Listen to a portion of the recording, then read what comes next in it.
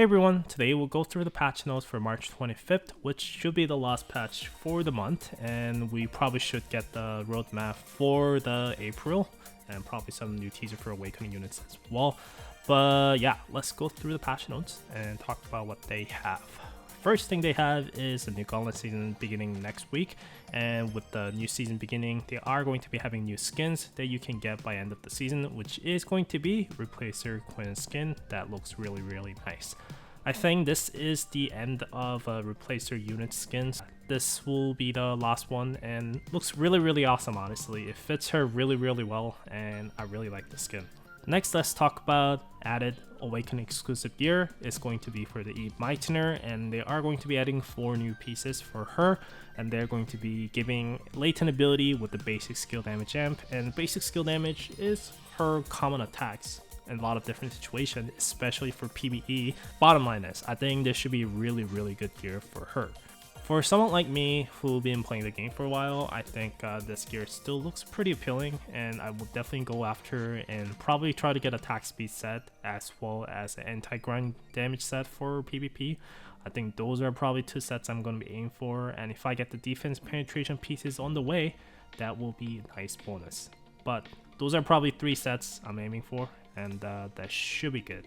Next, we'll talk about new operator, which is the Agnes with the nice new outfits. And let's go through her skill, which seems to be very interesting. So first of all, she's going to be giving all ally snipers 5% attack for 20 seconds with a cooldown of 15 seconds, and she can stack this up to 3 times, and she only needs to deploy 1 sniper units to trigger her skill. So stacking her skill shouldn't be impossible. I think it should be definitely manageable depending on which deck you try to make. And she is also going to be giving double the effect of her attack bonus if units are 4 costs or higher, and this cannot be erased, so it's going to be pretty good permanent attack boost buff. So to sum it up, she can potentially give 30% attack boost for all your ally sniper units for 20 seconds and additional 10% crit rates. My first impression goes in terms of skill kit is that I don't think it'll be a meta operator for PvE or PvP contents, so if you only care about meta stuff, I think this operator probably is easy to skip. It has a limitation that is only applied to your ally sniper units, and they need to be 4 costs or higher, and not to mention the additional effect of max stack is only 10% crit rate, which is almost nothing to your sniper units. If they gave something like attack speed 10%, I think this operator could be pretty crazy. Another thing is that I think buff needs to be refreshed, not like gradually stacking each time you trigger. So it's going to be harder than it looks to stack up to 3 times most likely, despite it does have a lower cooldown time than the buff durations. So there's another thing to consider.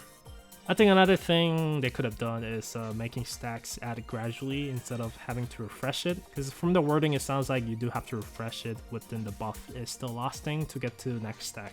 If it was just triggering skill again, it would be much easier to stack. So that'd be probably better to cost management and stuff. But what I'm trying to say is, amount of FOMO it requires to keep the buff running, I don't think buff at the max stack is that appealing. I could be totally wrong, and the 30% attack boost could be crucial and meta changer, but I don't think it will be. I think there's better operators to be used for both PvE and PvP at the moment. So it should be kind of fun units to diverse, but investment needs to be pretty high, and I can't say if it'll worth the investment, so we'll see though.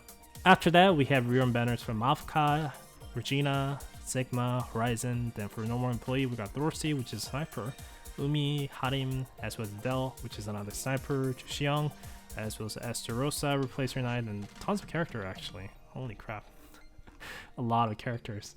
So we are getting them. And the Kraken raid will be the next raid as well, and it's going to be stability, so I think Solvay is going to be melting this boss. And then we also have a challenge stage rerun for the Pelist as well as Rika, and Rika gear is actually a pretty good option for her.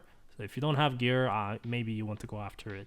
And there's going to be a resource drop bonus for the Burn It Never Dies, since Eve Mightener's exclusive gear from the hard mode stages from this event. So make sure to farm those gear if you can. Then we have the punch-in event and some change and improvements here and there. But yeah, that is pretty much it for patch notes for this week and end of March. And we should be seeing New Awakening units in April's and teaser and stuff starting end of this week, most likely, with the new roadmap teaser for the April. So let's wait for that. But yeah, thanks for watching. As always, I'll see you guys next time. Take care.